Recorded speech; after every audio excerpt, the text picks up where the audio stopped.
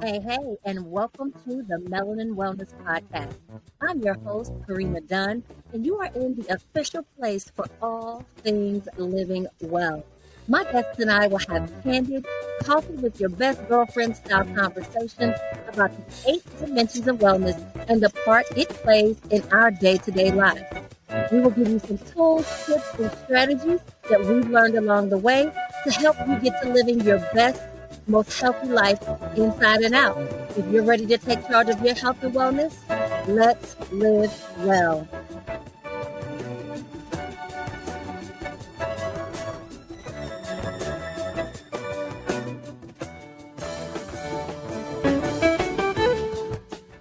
Hey, hey, welcome back to another episode, Melanin Wellness family.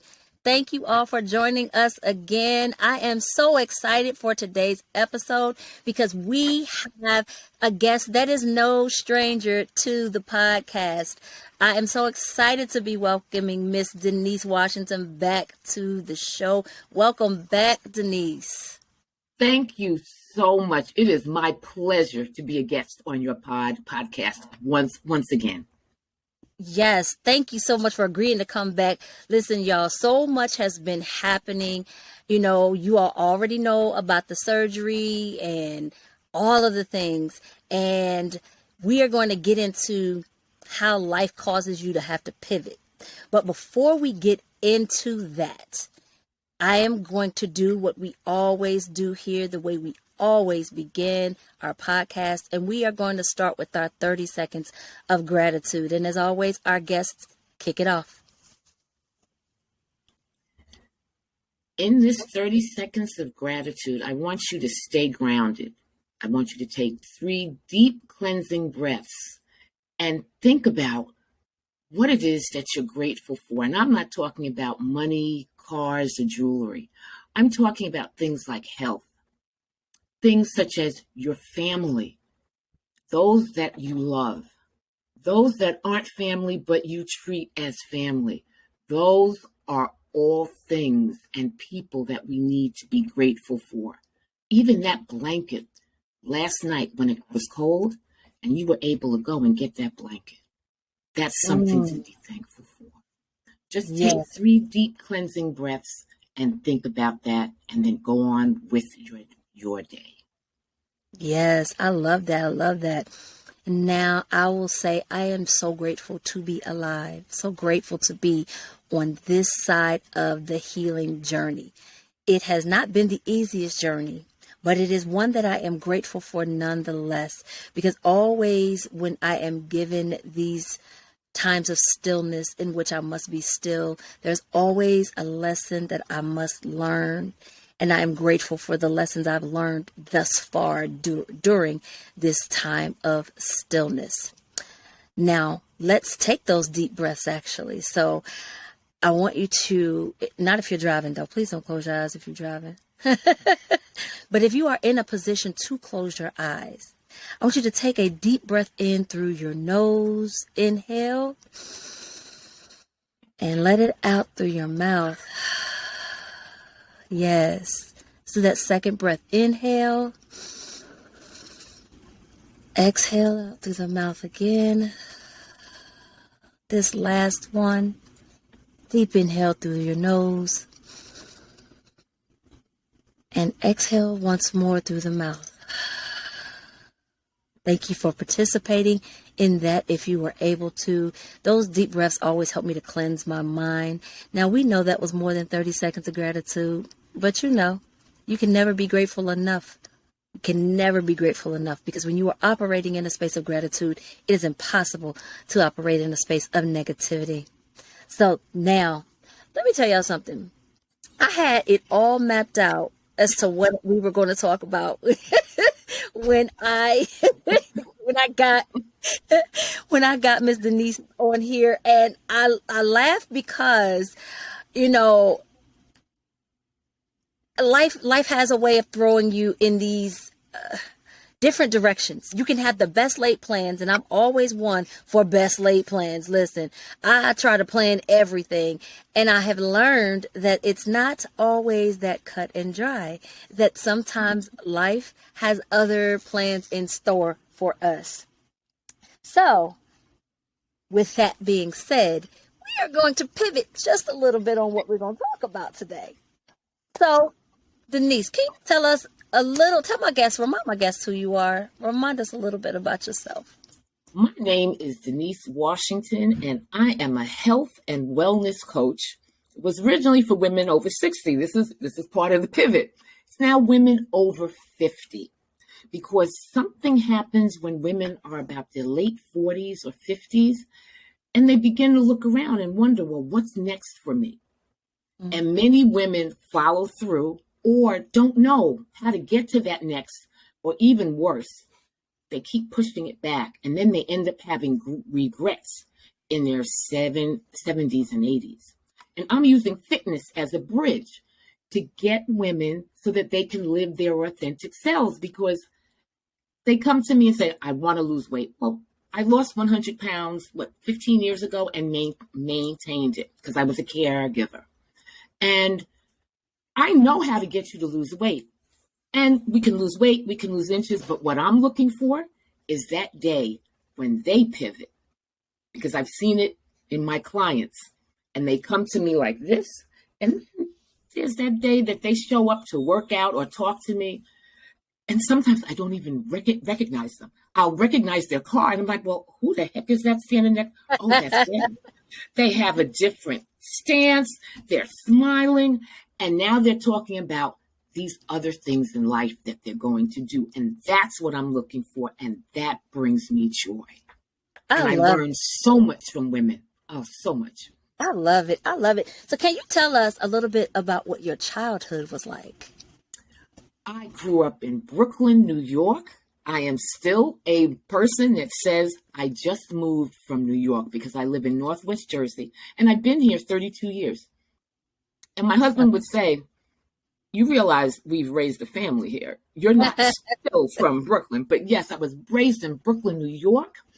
I am the eldest of 3. My brother and sister are a set of twins. Oh, wow. 10 years between us. I had given up on my parents. I said, it's just going to be me and them for the rest of my dag-nab life, because all my friends had siblings. And when my mother said she was pregnant, I lost my mind. I remember distinctly. She told me after I came from camp, her and my father rather sat me down and told me I didn't care. She could have come home with a frog. I didn't care. And then I had 2, a brother and a sister. I took them everywhere in a carriage. I mean, they had such experiences because I was so much older. Right. I had so much fun with them. In Brooklyn, I had a typical Brooklyn upbringing. My parents did not play, and we knew this. My mother was big on introducing us to culture. Okay. Which meant she didn't care if we were the only female, only Black person. She did not care. You're going to play, and too bad. I've registered you in a program. Here you go. She was a big reader, and as a result, so am I, and so are my children. I went to, and I guess this is something interesting, I went to the United Nations International School. Oh, wow. How? My mother. My mother and my aunt. My mother told my aunt that I was good in French, and my aunt said, oh, your cousin, she goes to the UN school. That's where she should go. June, I was going to public school. September, I was going to the United Nations International School. I think that the experience there I carry for the rest of my life. I would imagine so. Because all the international people, most were students whose parents worked for the UN. So the experiences that I had, just all the introductions to different cultures, and It also framed me politically, because they allowed us to do things like you could take off from school and participate in protests, but you were still responsible for not only the work, but you had to give a report and discuss where you went, why you went, and what was the outcome. Oh, Which is wow. what introduced me to the Black Panthers. Oh, wow. Listen, Yes. I can just imagine how profound an experience like that as such a young child would have on your life. So can you tell me about, so is that what inspired you to get involved with the Black Panther movement? Yes, it was, because I was doing a report. I cannot remember what it was because I had read Bobby Seale's book, but I was doing a report. I figured, well, what better way? Let me start talking to the people that were giving out the pamphlets on the street. And they started talking about the food program and to feed young children before they went to school, because many children didn't have a substantial breakfast, or their parents were working and they couldn't get it done, or they just didn't have the funds. That made all the sense in the world to me because, again, my father, his job was to go out and work. My mother, okay, she worked also, but you're going to have a good breakfast and I'm packing your lunch. So there was never a day that I didn't have breakfast or lunch, and that was hard for me to conceive. And Right. that's what got me involved. And then I could say there was an enlightenment I can imagine. because, I yeah, can there was, definitely because, imagine that. yeah, I was pretty much sheltered. And there was a lot of things that my parents, being the way that they wanted to raise me, that I was sheltered from. And I knew racism existed, but to the extent that it economically affected my group of Black people, Yes. that's when it really went click. And then I had African students that I could talk to them about their experience. Yes. Caribbean students, which my background is from the Caribbean also, and it all came together. Now, I can tell you for one thing, that made some very interesting conversations during dinner at home. I can just about imagine, because when that is not your lived experience, it's often a shock to your system almost. And sometimes my own children go through that because a certain experience may not be their lived experience. When they begin connecting with others at school and their friends begin to share what their lived experience is and the things that they go through, it's foreign to them and they almost don't know what to say or how they can be of assistance in any way because they don't understand what that feels like. And the funny part about it is that, food insecurity is such a huge thing, and I don't believe that people understand that it affects everybody. So it doesn't just only apply to, Black people or Hispanic people, although there are significant disparities amongst us and other races, but it affects everybody across the board. So in 2020, there were 13.8 million households that were food insecure at some point in time during the year. So can you tell us a little more about what the Black Panther movement's role was in helping to eliminate food insecurity for the Black community specifically? The whole idea was in community, in sharing, meaning that if I had, you had. Yes. And we all know how negatively the powers that be felt about that, because this was community. And it, again, just like you said, it wasn't that we were just feeding Black children. We were in Black neighborhoods, but Black neighborhoods had a myriad of people there. What was their common bond? Economics, because that's where they lived. They lived where they could afford to live. And unfortunately, in those communities, either you had the corner store, the so-called grocery store, Yep. which was selling expired goods or junk, or no fresh vegetables or fruits, or there was nothing there at all. There was a food desert. which of course we now know still exists. Yes. The whole idea was to bring this to the schools. Children got fed, and not only were children fed breakfast, children were also given packages to take home at night, because many children didn't have a substantial dinner, or this would help the family so that they could now take whatever money they were going to spend on that night's dinner, put it somewhere else. Yes. We also did a lot on the weekends, because people don't think about this. If you need support Monday through Friday, Saturday and Sunday can be really bleak. Or better yet, the summer program Yes. that we ran. Yes. Yes. Because if Saturday and Sunday are bleak, July and August are pretty bleak also. Absolutely. And it's important for everyone to understand that the program, now known as WIC, was started by the Black Panther movement. There are so many people who are unaware of that. That was started by the Black Panther movement. The Black Panther movement has been painted in the media to just be inciting violence and all of these types of things. And that is not the truth necessarily. All right. So everybody who's listening, please understand that WIC comes from the Black Panther. That comes from the Black Panther movement. They wanted to help to feed those who had less. Right. WIC, any program now that a school is serving lunch, breakfast for free, that's where it came from. And that's the history that's not been told. And I worry about that because, let's be honest, the members of the party, and I'm talking about the people that aren't publicly known, there's getting fewer and fewer of us with each year. And if we don't pass this down, it's going to be lost. And then who's going to be telling the story? Yes.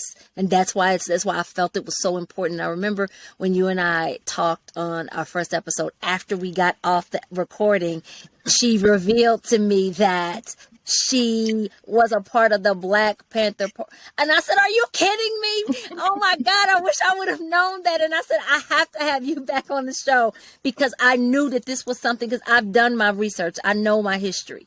And I passed that down to my children. And so I knew that it was important for me to put it out there because there are so many people who are unaware of the fact that WIC started with the Black Panther movement. And you know what? As an elder, sometimes I forget just how important that is. I do. I forget just how important. It's like, oh yeah, that's right. That was because I think my own children might have found out when they were teenagers. And my husband and I just happened to be talking and they went, what? Is this something else we don't know? I said, yeah, come sit down. Let me tell you a couple of stories. That is just that. I mean, that was so awesome. So around what age were you when you got involved with the Black Panther movement? 14. Oh, wow. That 14. young. That young, because that's when I went to the UN school. Wow. And that's when I had that. I just thought it was amazing. Well, first of all, I thought it was amazing that I could take off from school and go to a protest march. And all you want from me is why I did it. Yeah. What was the outcome? And I was responsible for the work that went on. Please, I could do that. I was young. I could multitask. I was like, are you kidding me?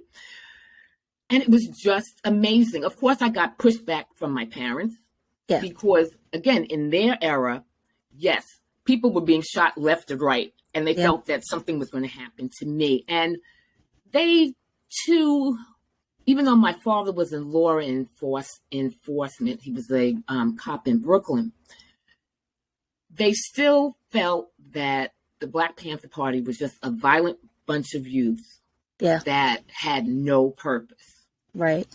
And like I said, that made for some very interesting conversations at our dinner table. I can imagine. So how many protests were you involved in? And like, what was the experience like, especially as a young girl? What was the experience like in those protests? In the protests, some were violent, but it didn't start with us with the violence. Right. And the violence escalated because when I first started at 14, it was more of organizing, getting people together. And the more the powers that be saw that not only were Black people getting together, but the leaders of the party were able to get all people together. Mm. Since there are more of the regular people than there are of the 1% and 2% that want to hold the power, Right. that's dangerous. And they will do anything whatsoever, because the big joke is anybody in the party for any extensive part of time had an FBI file. I bet. If you did anything and spoke out, you had an FBI file. Which, of course, I'm sure. No, go ahead. Yes, of course. I'm sure. Like, listen, again, I have done some research, and Yes. I've watched, there was a it was, I don't want to call it a special, but documentary. That's the right word I was looking for. There was a documentary on Amazon about Mr. Holmes. Yes. And it was so good. It was so good. And it showed how they were painted to just simply be, like you said, violent rebels with no cause, that they were just out there to incite violence and cause, ruckus. And that was not their purpose. They were trying to do good and make movements, not just for Black people, but for the disenfranchised people who didn't really have a voice against the powers that be. And they didn't like that. They did not like that. And there were many that were willing to infiltrate and be fed. Yes. Well, this is a bad thing. I'm going to have you infiltrate and tell us when meetings would occur. Yes. When other things would occur. Yes. Ultimately, unfortunately, I was in from about 14 to 17. Okay.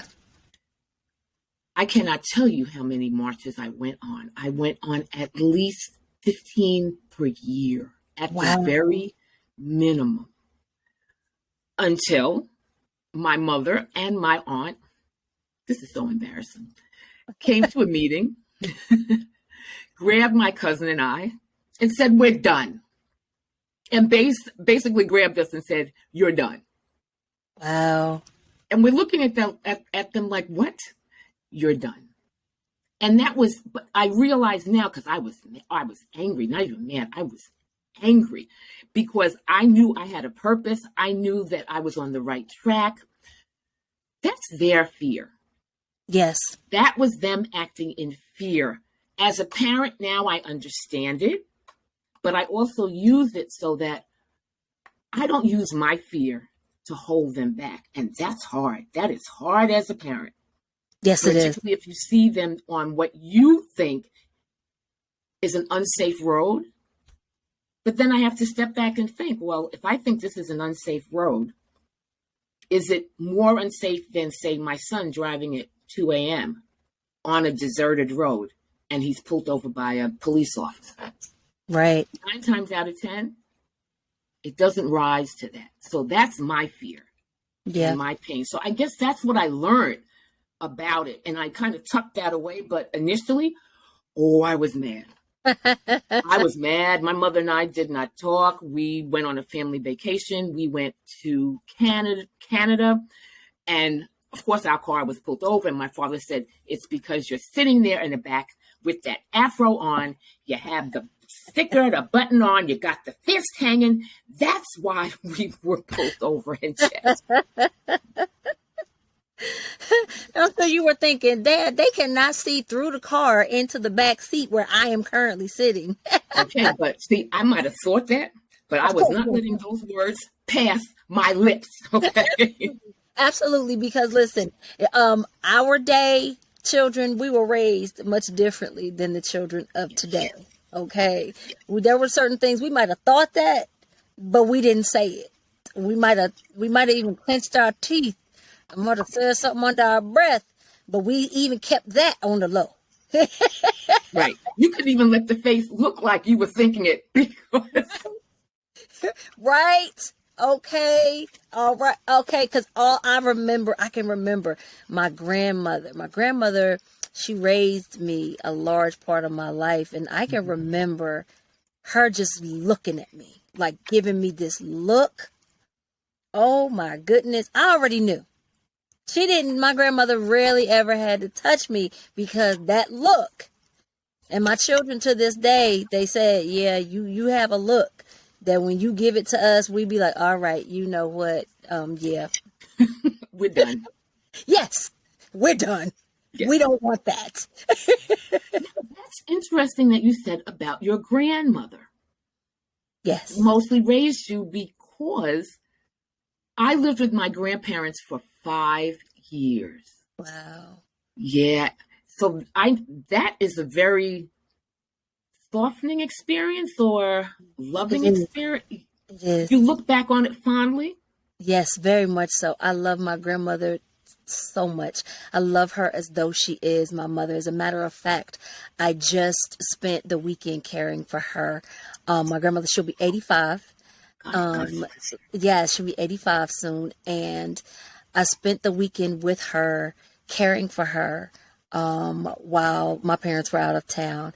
And I love spending time with her because when I spend time with her, I learn so much. I love listening to her talk and I think that often gets lost on people because they get so caught up in their day-to-day bustles that they don't take the time to sit with their elders and listen to the stories. My grandmother told me about how my great great grandmother was actually a slave. And yes, and she talked to me about how even when her parents divorced and my great grandmother remarried, they had such a good relationship. Her new husband and my grandfather had a good relationship. So at one point they were all living in a house together where he slept on the couch.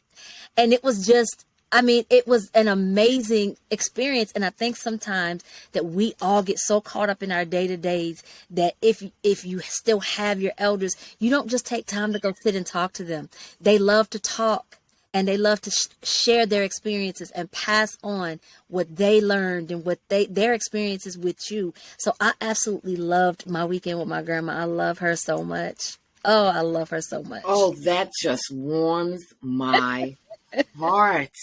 It does, because my grandmother passed away when I was like 12.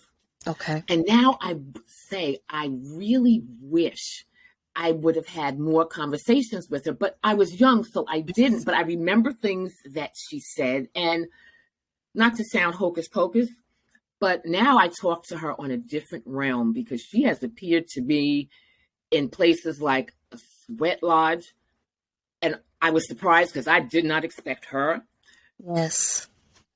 And the elders that are here, I listen to their stories because now they're putting in links, because now I'm curious. Now I'm really nosy. I want to hear things. Yes. And the interesting thing is, these are the people, because I think about it, these are the people that know my story from beginning until now.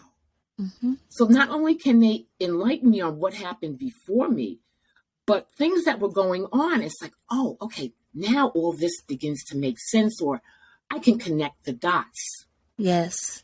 And make more sense of my reasoning for being here and doing. But that is beautiful, because I could see the love that you have for your grandparents, your grandmother particularly, and the love just that was passed down throughout the family.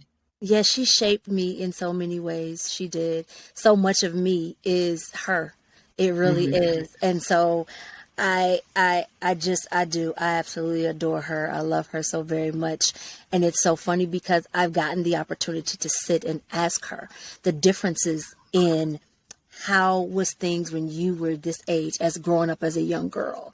What was your experiences? And so I got to see I could see it, like as she told me the stories. It's like I could see it happening.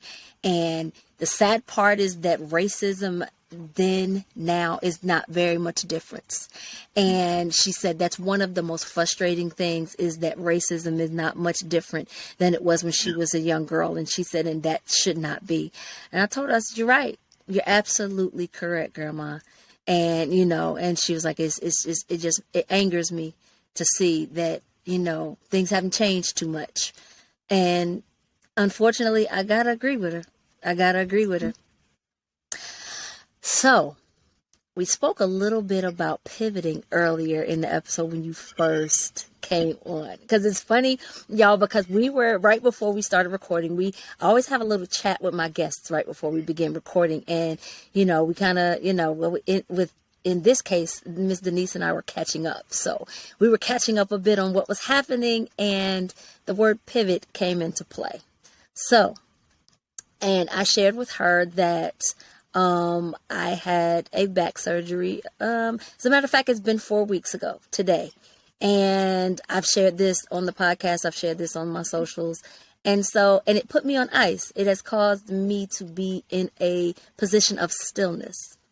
And I shared with Miss Denise that oftentimes when I am put in these places of stillness, God has something he needs me to hear. He has something he needs me to see. There's something that needs to change.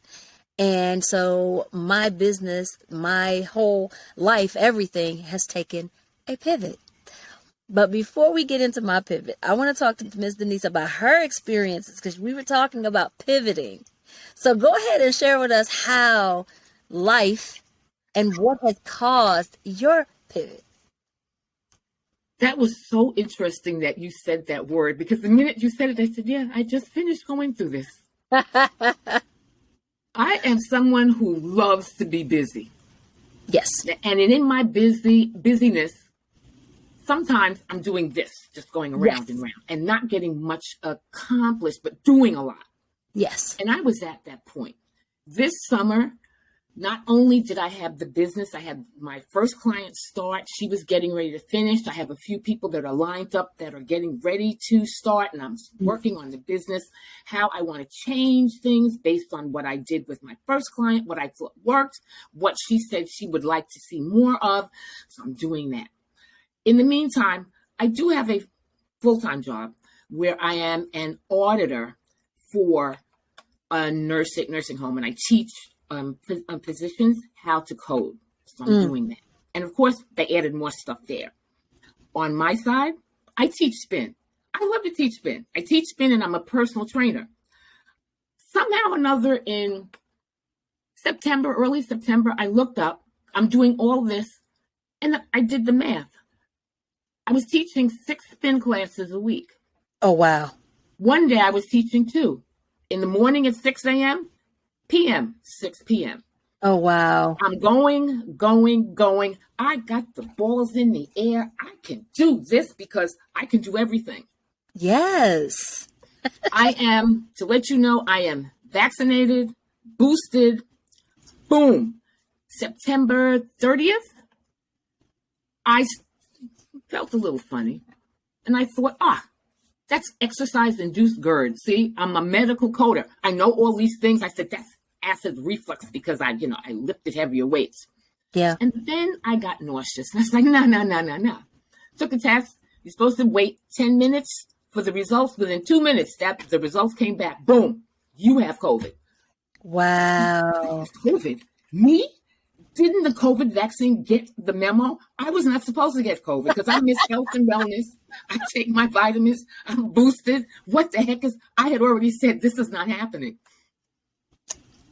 Thankfully, it was a mild case. But it stopped me enough in my tracks that I had to rest, because my idea was, okay, I have COVID tomorrow morning. I'm going to go out and go for a walk because that's going to keep my... And COVID was like, no, it's going to be mild, but that sore throat and the congestion is going to keep you in your bed. Yes. And that gave me time to think, because I was isolated. Unfortunately, I did give it to my 2 adult children, but they're healthy. So they had no symptoms at all. I was a little jealous. But that gave me 8 days to just sit and be. And it made me put things in order. Because the first thing was, you can't do 7 spin classes a week. Because it's not as if I'm just standing there talking. Each class, I'm giving you not only physically, but mentally, because I take this class seriously, and there's an energy exchange. I throw it out there, they throw it back. I feel what they need, and I give it back to them. And we do this for the whole class. Yes. How to pare that down as much as I love. I am now teaching 3 spin classes. I'm a sub somewhere else, but I told them I'm not subbing at 5 in the morning or 6 in the morning. That's a little crazy. I'm not doing that. I've pared back on work also. For my job, here are my hours, and it's remote. My hours, 8:30 to 5, that's what I do. Spirit also told me that the job, although right now I think it's a priority, it's not the priority. Wow. It's health and wellness. And I have to step out on faith in this. The minute I did this, I got calls from people that, I just wanted you to know that your reels, oh my goodness, they're such a motivator. I've given people your cards. People are now coming to me for the business.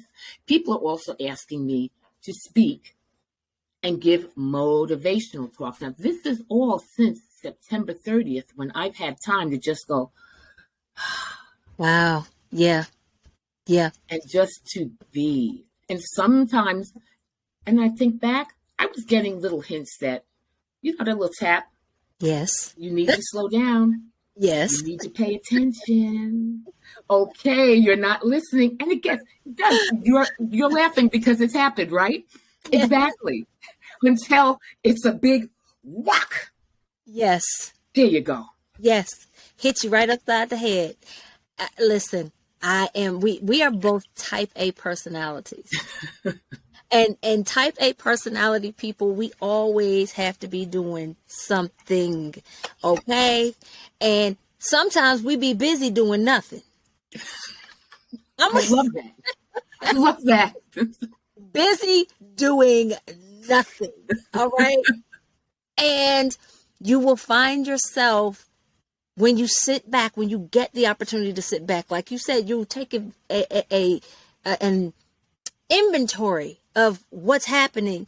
And you're like, okay, so for all this busyness, is it equaling out over here on this side? What am I reaping here? I don't see anything over here. And that's very similar to what was happening with me. I was doing the yoga classes. I was doing the meditation classes. I was doing social media. I was doing the podcast. Then again, also with the 9 to 5 as a cybersecurity analyst. And it just, everything halted, because at the end of the day, I had a 6 to 8 weeks where I have to just, I can't like really sit in a chair and all that kind of stuff. And I knew, number one, my chosen career did not make me happy. I wasn't passionate about it. It was what I did to pay the bills, but I was not happy. And I kept having people, oh, come on, you should start this tech company and do this and that involving tech. And I'm just like, but it's not my passion. And I can't sell something that I don't feel. I have to feel it. And when you were talking about the fitness classes, I remember when I used to be a dance fitness instructor. And for those of you who have never been a fitness instructor, when you have to stand in front of people and you have people, it could be 5 people, it could be 500 people. They pull energy from you. Mm-hmm. And so you have to come in on like 150 to 200 to accommodate for all the energy they're going to pull from you. Because the only way, because a lot of times you're pulling them up because they're coming there because they need to feel better. They need a quote unquote fix. And so they pull from you. And so you have to have all of that. Plus you have to, in a lot of ways, it is a performance. And I don't think a lot of people understand that you are performing, whether you like it or not. That's what you're doing. So you're performing. And when you're performing, oftentimes that level, that energy that you have to have. And by the time you're done, you're completely depleted. And so sitting these past 4 weeks, because I had the same thing in my mind. Oh, you know what? It's okay just because I can't get up and physically do my yoga. That's okay. I can do this and do that. I can schedule content. I can create a bunch of content and I can edit it and schedule it. Listen, if you go to my social media, you see the last post, the last reel I have is of me sleep. Okay. And that's because what people don't understand is when you have a sickness, a serious injury, or have a surgical recovery, and you're trying to recover, your body's red blood cells, they quadruple, right? They quadruple, or you have somewhere around, like, especially when it's something like super serious, like about 5 million of them, and they are in there, they are working, they are like, we got to heal, we got to heal, we got to heal. And when you have and when they're doing that, your immune system is compromised, right? And so you're tired. Because when them red blood cells are like, we healing, we ain't worried about doing nothing else. It takes a lot of energy, a lot of energy. So the only thing you're supposed to do is eat and sleep. And I had to learn that the hard way, because every time I started trying to do something, it was not working out. I was finding myself like, okay, I got to go to sleep. I said, this is just awful. And they told me to expect to feel this way for probably about 6 weeks. So I probably have a couple more weeks where I'm going to be just like that. But as you all can see, when you overload yourself, and sometimes we do it unknowingly. Sometimes we don't know we're doing it. We're unaware. We're just taking it on. And then all of a sudden you hit this wall. And I know that for me, that actually can push a type A person into depression. That's another conversation we can have later on. Okay. Yes, that can push a type A personality into depression, because once you hit that wall, once you reach a level of such exhaustion that you become ill, and that always happens. And so it's very important that when we are taking things on, that we prioritize what really needs to be done and what doesn't. Mm-hmm. And that's oftentimes when these pivots come in, and you have to be willing to take those pivots in and accept them.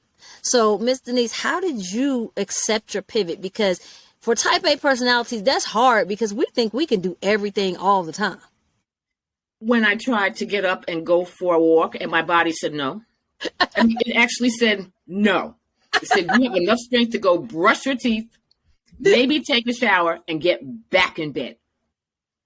And I just gave into it. I give into it now more so because I've gone on retreats, I've taken seminars, but my goal is not to get to that point. But now that I'm there, I know I just need to give into it. And I honestly think part of it was that I could see the concern and worry, particularly on my daughter's face, that I had COVID. And I lost my husband, 7 years ago. And I'm older, and I could see the worry on her face. Yeah. And I wanted to show her that, and I ended up using humor, but I wanted to show her that I was determined that I'm going to make it through this.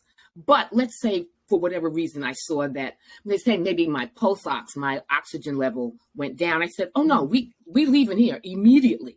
So don't worry. But I think it was a combination of things that I'm now learning and experience to, okay, this means stop. and concern, because who wants to be more of a worry for their children, even if their children are adult children? Who wants to be more of a worry to them? So Right. it's those two things combined. Right. Yeah. So now that you are aware of what can potentially cause that, what steps are you going to take to keep yourself from possibly winding up on this juggling Again, all over again? Yes. first off, I'm doing more of what feeds me, which means for the Mm. time being, Yes.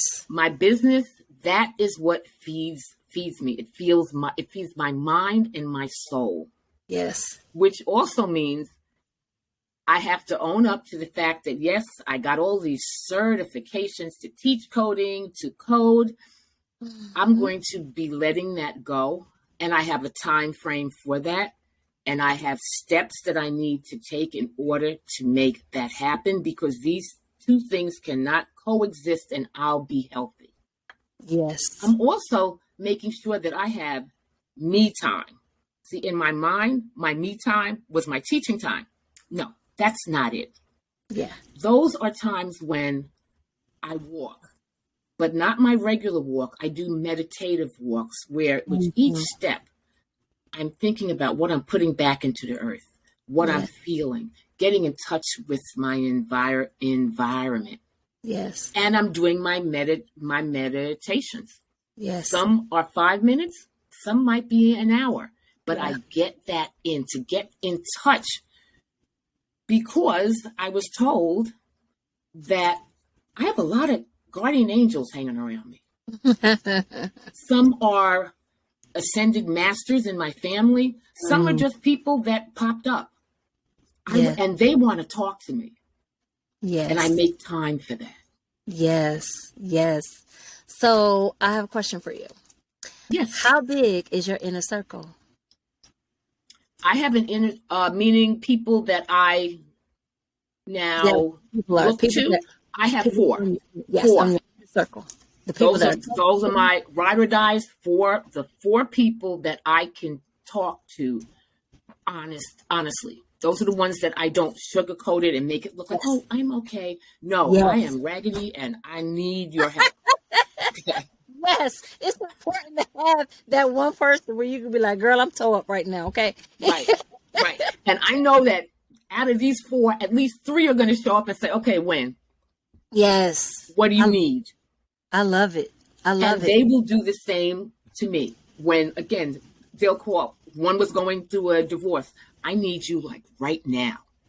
I was like, what are we going to do? You want me to feed you? Do you want to go for a walk? What are we doing? She said, Yeah. all. I said, come on, let's go. Yes. Yes. Now, as we get ready to wrap up, I have one more question for you. What keeps you up at night? That there is a woman out there that I can help, but she's going to let the financial investment in herself get in the way. That keeps me up at night, because I know I know my purpose, Mm. and I know that I have a lot to give, Yes. and that I can make people better. Yes. So the What? fact that I can't get to someone because they're putting up this wall, Mm-hmm. and it's a financial wall, Mm-hmm. that keeps me up at night. That and the election that's soon to be happening, but Yeah, that's a whole nother yes, conversation. but that's something else. Yes. Oh, that's a whole nother conversation. So, share with our people. Tell them how they can find you. If they would like to work with you, consult, share with them how they can do that. Okay, you can email me at dwspinner55@gmail. If you wish to text, you can text me at 201-650-8254. I'm on Instagram, dwspinner55. I also have a YouTube channel, Denise Washington, Your Marvelous Life After 60. Awesome. Awesome. You know what, Melanin Wellness family? Thank y'all so much for joining us for another episode I hope that you took something from this episode and that it helps to enrich your life, because that's what this podcast is here for. I want to thank my guest, Miss Denise Washington, for joining me yet again. And thank you all, my Melanin Wellness family, for listening. I love you to life. Everything we discussed in this will be in the show notes. Talk soon, family.